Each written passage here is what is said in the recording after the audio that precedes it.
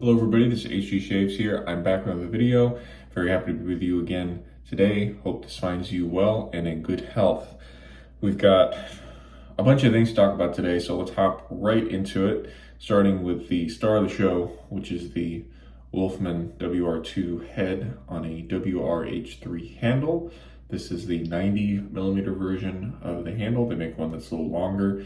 And the gap on this head is either 0.95 or 0.85. A very kind friend offered to send me a couple different heads and a few handles to try, and we intentionally decided, let's see if I can notice a difference between the 0.95 and the 0.85. I haven't tried that other head yet. I will next week, and then it'll be fun to see. If I had to guess, based on my experiences this week, I would guess this is the 0.95, or I should say I hope this is 0.95. Because while I do love this razor and I've enjoyed using it this week, I could take a touch less gap. You know, that would be fine. So let's go ahead and disassemble it while we load the blade.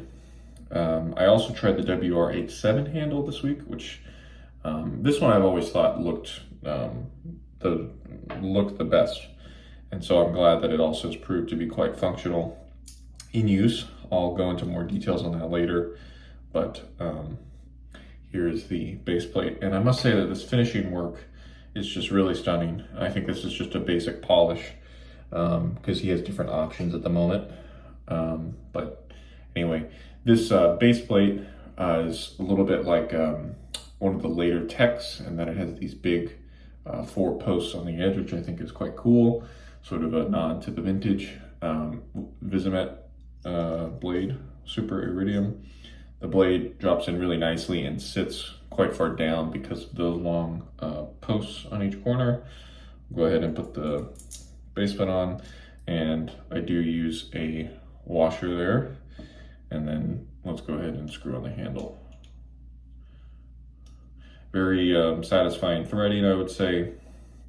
And there we go, all lined up and looks great. So we'll be talking more about that as we go. For the soap today, let's talk about that first. For the soap today, we're using Chicago Grooming Company, formerly Oleo Soapworks Canaan. This is unscented duck fat soap base with clover, honey, and goat's milk added compared to the usual duck fat base. And that's all I've got left. I've been scooping out, and other than it being a great performing soap, one of the reasons why I wanted to use it today is because of the Aftershave that we'll be using today, which is a new scent, or actually I guess it's not totally new, but a reworking of an old scent but recently released, House of Mammoth Sonder. Chicago Grooming Company is doing the production for Mammoth these days, and also they collaborated on making this new splash formulation, which I'll get into in a minute. So that's why we're using Canaan as the soap. For the brush today, let me just get some water taken out of this. This is a Zenith copper scrubby type brush that was sent to me by a friend. Thank you very much. Just to try out. And the Gentle Shave, I've mentioned that store on here before because they're basically the only Zenith retailer here in the US. The owner of that store, he custom ordered this brush from Zenith, and now he sells it on his site. So it's listed as a 28mm knot with a 50mm loft, but from what I assume is due to a higher glue bump, the effective loft is only like 40, 45, 46 millimeters, which is not a lot, especially by bore standards. And this is a pretty typical kind of Zenith look in my experience. I think the copper handle is quite cool. I love the patina that it has, and it makes for a quite heavy brush too. This is over 100 grams, if that matters to you. So let's just put a little bit of water onto the face of this brush since we shook it out, and I've got the Canaan smushed into my Captain's Choice bowl as usual, and we'll just start loading this up. So as I kind of alluded to, this brush has a lot of backbone. This is by far the firmest backbone board brush I've used by quite a long shot. So if you are somebody who wants a lot of backbone in your board brush and you've been disappointed by others in the past, then this would be the brush for you. Boards are kind of known that a lot of them are kind of floppy, and that's kind of the point. And so I think this is cool in that it, you know, it's totally the opposite of that. And again, that's not to say that it's a scrubby or squishy brush at all. Well, I guess it's scrubby because of just the amount of backbone, but the tips themselves are soft and nice. It's just they're so focused in use that, well, it just makes for a different kind of experience. So we'll talk about that more. Looks like I started with a little more water than I should have. This soap is really peaking up quickly, and so we might be starting with a little bit more water in this than we would like, but this happened maybe one other time this week and it ended up okay. So it ended up okay. Okay. So when you start off with too much water, you think make sure you get enough soap to kind of compensate, and then let's grab some of this proto lather off the side and we'll apply. So yeah, this is the unscented soap base. I used it for the entire month of August 2020, for Austria August 2020, and that's how I got to use it so much. But yeah, a really nice performing base. It's been out for a while, I mean for years, I think, and it's not terribly priced.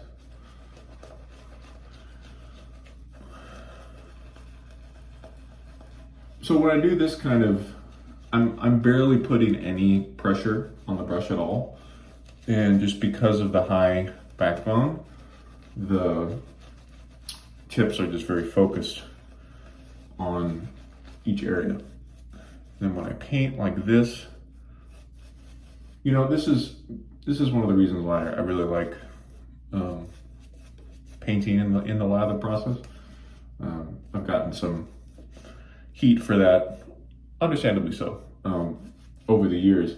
But the reason why I like it so much is that to me, painting is like the great equalizer, because if you have a brush that is super floppy and you can't get it to, you know, focus like this, then they'll tell you to paint them. And similarly, I would recommend painting to someone who's using a knot that they find has too much backbone and is a little bit uncomfortable if you do something like this. So this is me pushing down, you know, splaying the knot, and that's not my favorite motion. I'd rather have no pressure, just do kind of the circular scrubbing motions for whatever that's worth. But again, you may like a lot of backbone, and you may, you know, this may be the perfect knot for you. So I will keep mentioning that. So the lather, it turns out it's not as overwatered as I thought. It's actually a little bit pasty. So I'm going to keep lathering this in and bring you back here when I'm about to start my first pass.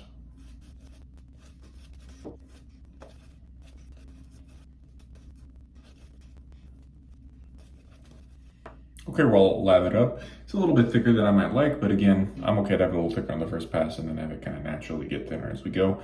Let's go with the WR2, with the WRH3 handle. Here we go. So as I alluded to in the beginning, this razor has been a real treat to use.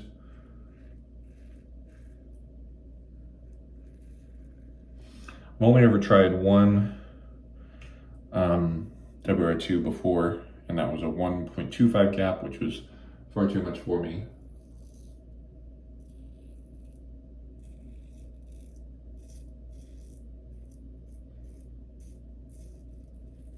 And I'd also never used an actual Wolfman handle. I was using a third-party handle on that razor head. So it's been a real joy this week to use these fantastic products made in Canada. And you definitely get what you pay for with these razors. They're not cheap by any means, but the detail and the finishing work is just very impressive on these razors. in terms of the actual shave, it feels like I don't know, maybe a slightly more aggressive but more tightly controlled blade version of like the Game Changer 84, or maybe like the Rockwell on 4, but a much slimmer head, which I think you can notice the difference.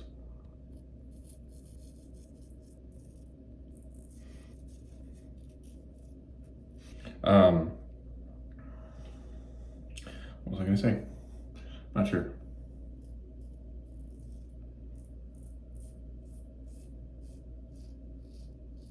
Oh, right.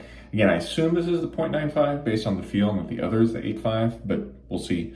That's kind of the thing with these razors, because they're so customizable. You're always wondering like, oh, should I get the next gap up? Should I get the next gap down? Should I get a hollow handle? Things like that.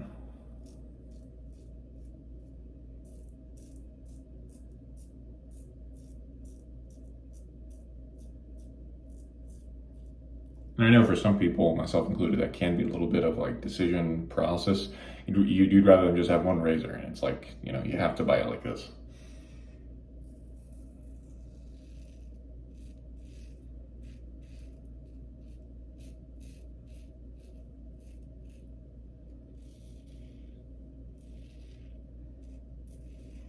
But again, given the price of these razors, it's nice that you get to customize some aspects of it, you know. Yeah. Okay, easy first pass. Let's rinse and come back for pass number 2. Pass number 2, here we go. To be a little more specific about the lather kind of words I was using, again, I really do prefer this sort of lather compared to the one I had in the first pass, which was kind of peaky and have more texture to it. However, maybe different for you. You might like the peaks, you might like the thickness, but I just wanted to mention that. Okay, let's go across the grain here, mostly with the WR2. I think the cutting sound is pretty satisfactory. It's quite a high sort of cutting sound. Maybe you can hear it, I'm not sure.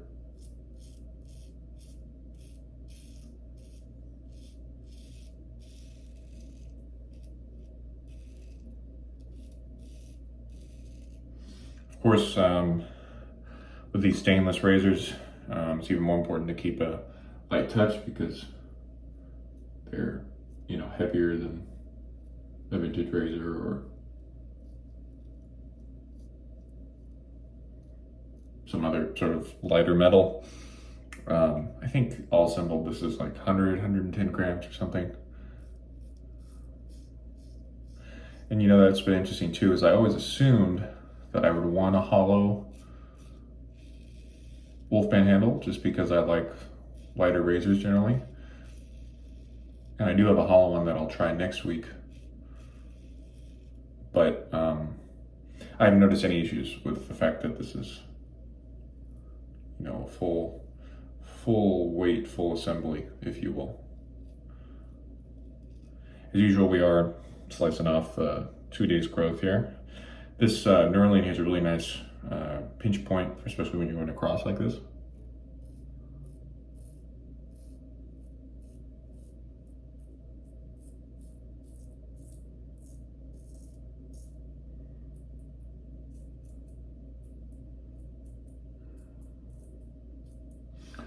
At the beginning of the week, I was feeling pretty confused about the different sort of, you know, the numbers of the different Wolfman handles. I thought, man, how am I going to remember all that? And then interesting, what I heard for this one is that there's 3 things of knurling here, so that's why it's WRH3.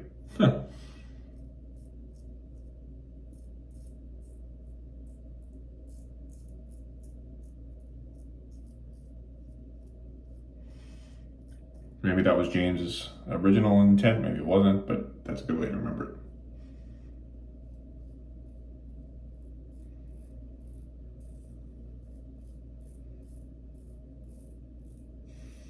I think this has a nice amount of blade feel.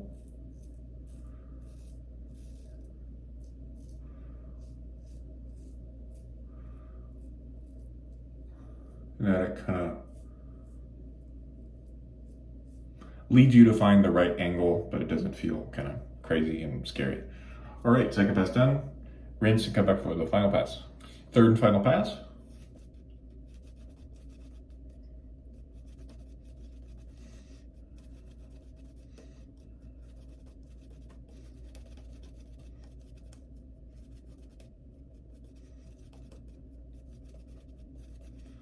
Let's go for a final pass against the grain. We're very excited today because we're about to head up to Door County, Wisconsin for about 24 hours. For those of you who don't know, Door County, Wisconsin is like the northeastern kind of part of the state. And you've got a bay on one side, I forget which bay. But anyway, we've got a bay like on the west side of the land, and on the east side of the land, it's Lake Michigan. So it's a wonderful place to go in the warmer months. I'm sure it is just miserable up there in winter, but anyway, it's a popular destination here for a lot of Chicago people. They like going up there, and some people fish, or they get a little lake house or something up there. So yeah, it's interesting to see how many Illinois people are up there, even though it's one of those places where the population of the entire county has to be like well under 100,000 people, but then maybe with the tourists it doubles in size or something in the warmer months. I'm not quite sure, but that's just my guess.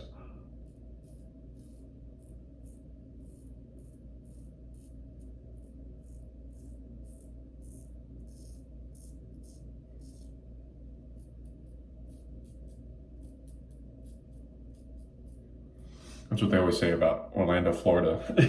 They say if you didn't have the tourists, it would be okay and be easy to get around that city. But with everyone from out of town, it just makes it wild.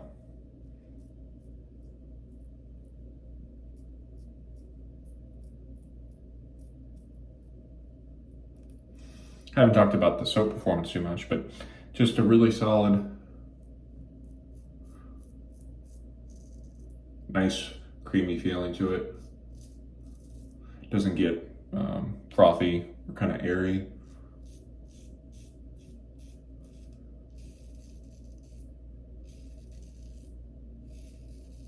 Man, it always manages to stay kind of nice in the texture, and it's also quite firm as a soap base, if that matters to you. I remember it took me a little bit of getting used to loading a soap that firm.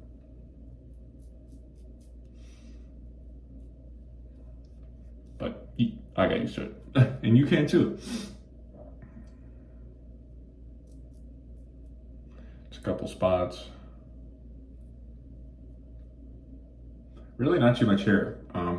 This is one of those things where I could use a razor that feels equally as aggressive. That's maybe a vintage razor, but it's usually not going to be as efficient as these modern razors are. And so when I do this feel around here, there's really nothing at all, which is great. So that's going to do it. I'm going to do my final rinse, come back and talk to you over special Mammoth post-shave. For aftershave today, we're going to be using Sonder by Mammoth, as mentioned. So this is a new alcohol splash formulation that I mentioned was made in collaboration with Chicago Grooming Company, Oleo. And this is alcohol, witch hazel, and then a bunch of ingredients from Good Oleo, which was like a serum that you can still buy from Oleo, I think. And what a lot of people still do, was they would use kind of a basic sort of alcohol splash and then add some Good Oleo to it, because it has a lot of nice skin properties. So this, the name itself, Sonder, it's a sort of existential word that means something to the effect of like realizing that the people around you have just as complicated and potentially difficult lives as you do. And the thing that reminds me of is the old Glenn Campbell song called Wichita Lineman, which talks about seeing the people working on the lines in Wichita and how basically tells the story of one of those workers. And you know, I think they use that as the kind of reference points in that song because there's just so many when you drive through certain parts of Wichita, I would assume. So anyway, that's sort of what this made me think of. In terms of the scent, it's a beautiful citrus, sandalwood, green, fresh scent. I think very suited for summer. It does lean into the gourmand for me. Kind of reminds me of a more complex version of Declaration Code Means Sweet Lemon. So if you like that scent, this is a winner. The citrus is not too kind of harsh smelling. It's a beautiful scent. There's a little bit of synthetic cooling in this too, which I quite enjoy. And yeah, I would encourage you to run, not walk, and go pick up one of these. Right, let's do a final recap. The Wolfman WR2 with the WRH3 handle. Wonderful shaver. Look forward to using the other head next week and a different handle as well. The Zenith B36. I hope I said that number in the beginning. Well, it'll be in the title anyway. The B36, cool brush, love the copper, just a little too firm for me. And then finally, Chicago grooming company, formerly known as Oleo Soapworks, Canaan. If you need an unscented soap base, I can recommend this one. Great. Well, thank you all so much for watching. Thanks for staying in there. Until next time, this has been HG Shaves. See ya. Bye.